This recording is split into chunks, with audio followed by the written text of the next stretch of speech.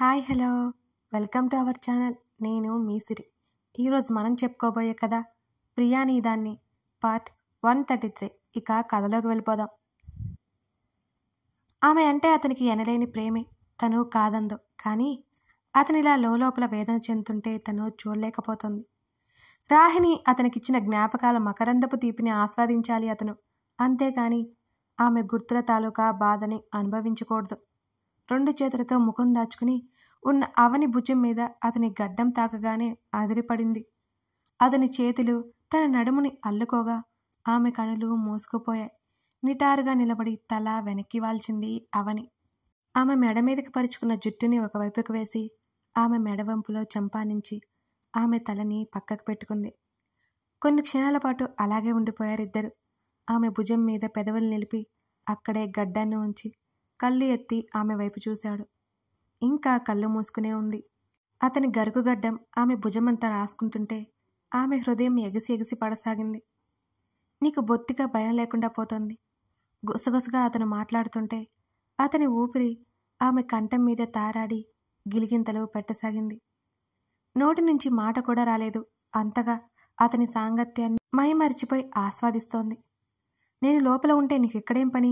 ఇలాగ వదిలేస్తే కష్టం, నిన్ను దారిలో పెట్టాలి అంటూ ఒక్క ఉదుటున ఆమెను తన వైపుకు తిప్పుకున్నాడు. ఆమె చేతులు అతని మెడ చుట్టూ అల్లుకున్నాయి. అవని కళ్ళు ఎత్తి అతని వంక చూసింది. నేనేం చేశాను అని అడిగింది మెల్లిగా.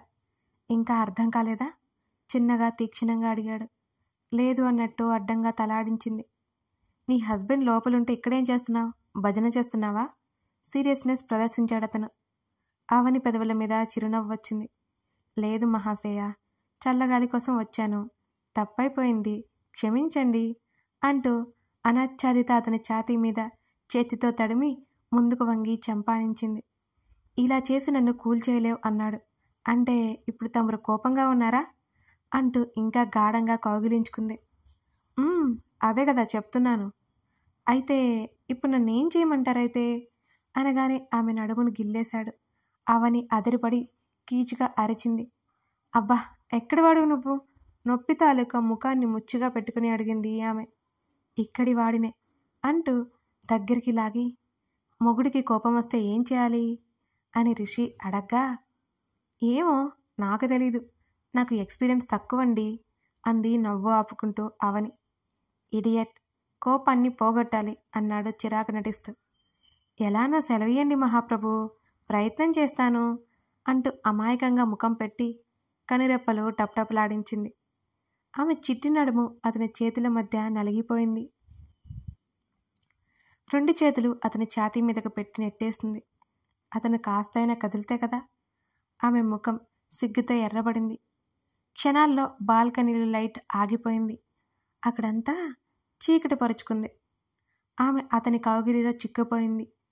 ఆమె పెదవులు అతని పెదవుల మధ్య బందీ అయిపోయాయి.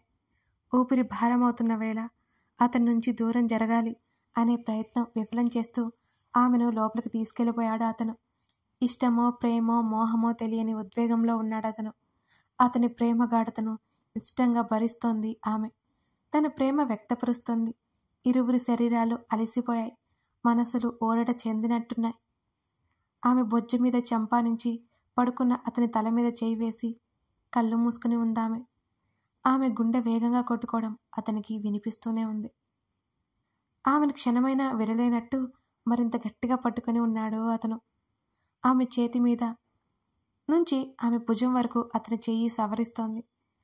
ఆమె పక్కన చేరి ఆమె హృదయం మీదకి చేర్చుకుని ఆమె వెన్ను మీద తడుతున్నాడు అతను. ఆమె ఇంకా నిద్రపోనట్టు తెలియడంతో, నిద్ర పట్టట్లేదా అవని చెంప మీద చెయ్యి వేసి అడిగాడు రిషి. లేదు అంది అతడి మెడ వరకు చెయ్యి వేసి. బాగా అలసిపోయావు కదా అన్నాడు ఆమె తల మీద ముద్దు పెడుతూ. మాట్లాడలేదు. అతన్ని గాఢంగా కౌగిలించుకుంది. ఏమైంది అని అడిగాడు రిషి. అంది. చెప్పు. నాకేం కాలేదు, నువ్వే అంది ఏడుపు గొంతుతో. నాకేమైంది అని అడిగాడు ఆమె గడ్డం పట్టి తల పైకెత్తుతూ. నువ్వు నాతో ఏం చెప్పట్లేదు అంది ఇంకా వణుకుతున్న స్వరంతో. ఏం చెప్పాలి? అతడు అయోమయంగా చూశాడు ఆమె వంక. నిజంగానే ఆమె మాటలు అతనికి అర్థం కానట్టే ఉన్నాయి. నువ్వు లోపల బాధపడుతున్నావు కదూ అని అంది అవని. ఈసారి ఆమె కన్నీళ్లు లోపల దాచుకోలేకపోయింది. ఏయ్ ఏంటిది? ఆమె కంటి చివర చెక్ చేస్తూ అడిగాడు రిషి. ఆమె మాట్లాడలేదు. నేను చెప్పానా సాడ్గా ఉన్నాను అని రిషి అడిగాడు. లేదు, నాకు తెలుసు నువ్వు చెప్పవు. నీ మొహం తెలుసు. అతని మాటలకు మూతి ముడిచి కళ్ళెత్తి చూసింది అవని. చాలా సంతోషంగా ఉన్నాను అన్నాడు ఆమె ముఖంలో అయోమయం చూస్తూ. నిజంగానా అని అడిగింది. నిజమే అని ఆమె పెదవుల మీద మరోసారి ముద్దు పెట్టుకున్నాడు. ఆ చర్య ఊహించని అవని తెల్లమొహం వేసింది. మాట్లాడుతున్నాను కదా, కళ్ళు దించి ఉక్రోషంగా అంది అతన్ని. మాట్లాడు, ఎవరు కాదన్నారు అని అడిగాడు రిషి. నీ చేతులు కుదురుగా ఉంచు అవని కంగారుగా అంది. అరే నీకే చెప్తున్నా. అతని గిలిగింతలకు ఆమె నవ్వు దాచుకోలేకపోతోంది. ప్లీజ్ ప్లీజ్ అని బలవంతంగా అతని నుంచి విడిపించుకోవడానికి చూస్తోంది. ఆమె నవ్వలేకపోతుంది. ఆమె నవ్వులు ఆ గదంతా విస్తరించి అతని ముఖంలోకి కాంతి తెచ్చాయి. నవ్వి నవ్వి పారిపోలేక అతని బలమైన చేతుల మధ్యలో పిట్టపిల్లలా ముడుచుకుపోయింది. ఐమ్ హ్యాపీ విత్ యూ అన్నాడు తన్మయత్వంగా ఆమె చెంపకి చెంపానించి. నిజంగానా అని అడిగింది. తెలియట్లేదా నీకు? తెలుసు కానీ కానీ అన్నాడు ఆమె మాటల కొనసాగింపుకి అర్థం తెలియక. ఏయ్ దెయ్యం, సాగతీయకుండా విషయం చెప్పు అన్నాడు ఆమెనింకాస్త దగ్గరికి లాక్కుంటూ. నువ్వు నువ్వు అంటూ అతని ఛాతీ మీద సున్నాలు చూడుతోంది. ఆమె చేతిని పట్టి ఆపేసి ఏ మార్చాలని చూడకుండా విషయానికి రా అని అంటున్న అతని మాటలకు కళ్ళెత్తి చూసింది. నువ్వు బాధగా ఉన్నావనిపిస్తోంది అంది. నేను చెప్పానా నీకు అని కళ్ళు చిన్నవి చేసి చూశాడు. అతని నొసలు ముడిపడ్డాయి. చిక్కగా అల్లుకుపోయి ఉన్న అతని కనుబొమ్మలు మరింత చిక్కగా ముడిపడ్డాయి. లేదు, నాకే అనిపిస్తోంది నువ్వు నాతో ఏమీ చెప్పవు చెప్పుకోవు అని అంది అలకగా. మొదటి నుంచి నీకు అతిగా ఆలోచించడం బాగా ఎక్కువైంది రిషి విసుక్కుంటూ అన్నాడు.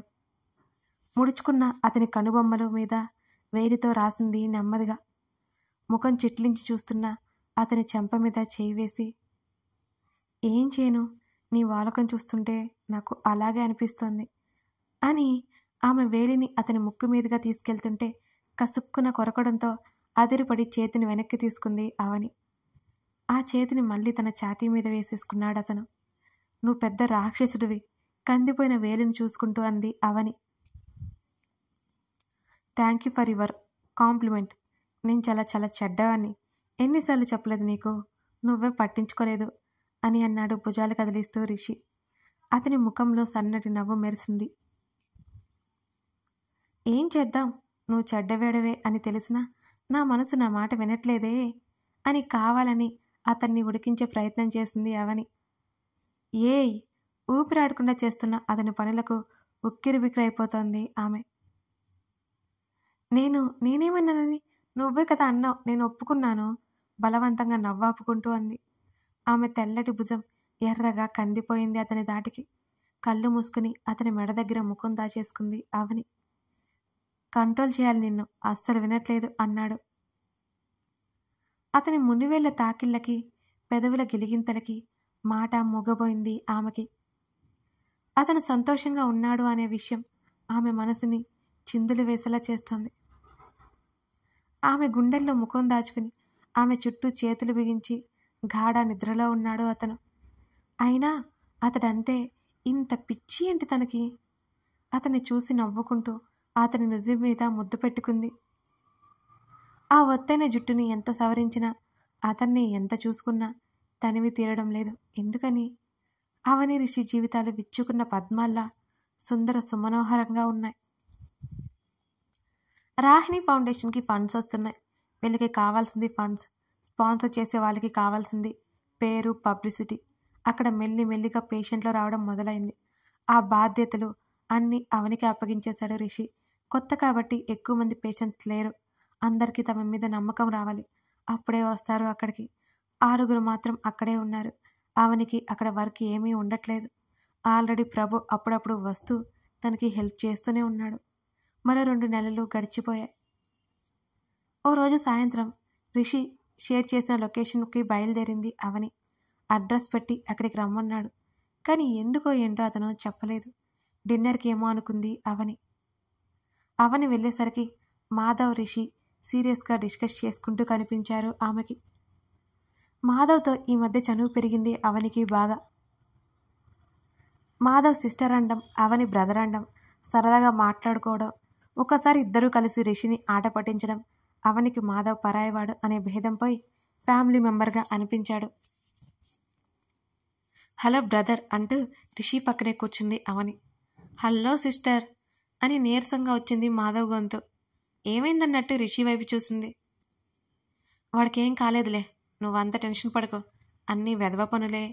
తిడుతున్న రిషి వైపు చిన్నబుచ్చుకున్నట్టు చూశాడు మాధవ్. రిషి చేతి మీద చిన్నగా తట్టింది అవని. వాడి విషయం చెప్పాక నేను కాదు నువ్వు కూడా తిడతావు అని అన్నాడు రిషి విసుక్కుంటూ. మీరు సస్పెన్స్లో ఆపేయకుండా విషయం ఏంటో చెప్పండి, లేకపోతే నేనేదో ఊహించుకోవాల్సి వస్తుంది అంటున్న అవని వైపు నీ ఊహలని అక్కడే ఆపే, వాడే చెప్తాడులే అని దండం పెట్టాడు రిషి. అవని నవ్వింది. మాధవ్ వైపు చూస్తూ అక్కడ జరిగింది ఏంటి అని అడిగింది. చాలా పెద్ద కదా సిస్టర్ అన్నాడు నీరసంగా. గడ్డం కింద చేతులు పెట్టుకున్నాడు. తింటూ మాట్లాడుకుందాం, ఏదైనా ఆర్డర్ ఇచ్చారా అని అడిగి ఆకలి శబ్దం బయటికి రాకుండా చెప్తూ మెల్లిగా రిషి చేతిని పట్టుకుని తన పొట్ట మీద పెట్టుకుంది అవని. ఏం తింటావు ఎంతో మృదువుగా అడిగాడు అతను. ఏదో ఒకటి చెప్పు. సరే, ఫుడ్ ఆర్డర్ ఇచ్చారు వెయిటర్ని పిలిచి. ఇప్పుడు చెప్పు బ్రదర్, నీ ప్రాబ్లం ఏంటి అవని క్యూరియాసిటీతో అడుగుతుంటే. మీ సోది తర్వాత ముందు ఇది తాగు. ఆమెకి వేడివేడి సూప్ ముందుకు నెట్టాడు తాగమని. ఆ మాటకి రిషి వైపు ఉరిమి చూశాడు మాధవ్. తింటాన్లే అని రిషికి చెప్పి మాధవ్ వైపు చూస్తూ బ్రదర్ తమరు కానివ్వండి అంది తాగుతూ. మీ ఆయన్ని కాసేపు సైలెంట్గా ఉండమని చెప్పు సిస్టర్ అన్నాడు మాధవ్ సీరియస్గా. కర్మరా బాబు, ఫుడ్ వచ్చేలోపు నేను చిన్న ఫోన్ కాల్ మాట్లాడుకొస్తా అని ముందు తాగి తర్వాత ముచ్చట్లు పెట్టుకోండి అని చిరాకు ముఖంతో చెప్పేసి వెళ్ళిపోయాడు రిషి. అవని మరోసారి చెప్పండి అనకు ముందే మాధవ్ నోరు విప్పాడు. అనగనగా ఓ వర్షం అని మాధవ్ చెప్పగానే వర్షం కురిసిన రాత్రా అంది అవని. కాదు సిస్టర్, నన్ను చెప్పనివ్వు అని అన్నాడు మాధవ్. సరే సరే సారీ ఊదుకుంటూ సూప్ తాగుతూ మాధవ్ని చూసింది అవని. అనగనగా ఓ వర్షం కురవని రాత్రి అని మాధవ్ అనగానే కళ్ళు తేలేసి చూసింది అవని. దానికంత బిల్డప్ ఎందుకో, మామూలుగా చెప్పొచ్చు కదా అనుకుంది లోపల. మాధవ్ ఆగలేదు, ఫ్లోలో వెళ్తున్నాడు. ఎందుకీ మాధవ్ బాధ ఏంటో చూద్దాం. కథ కొనసాగుతోంది. కథ నచ్చితే లైక్ చేయండి, మర్చిపోకండి ఫ్రెండ్స్. ఓ ఐడియా జీవితాన్ని మార్చేస్తుందన్నట్టు ఓ చిట్టి లైక్ మన ఛానల్ని ఎక్కడికో తీసుకెళ్తుంది. ప్లీజ్ మీరు అక్కడికి తీసుకెళ్ళాలి మరి. Thank you for watching this video.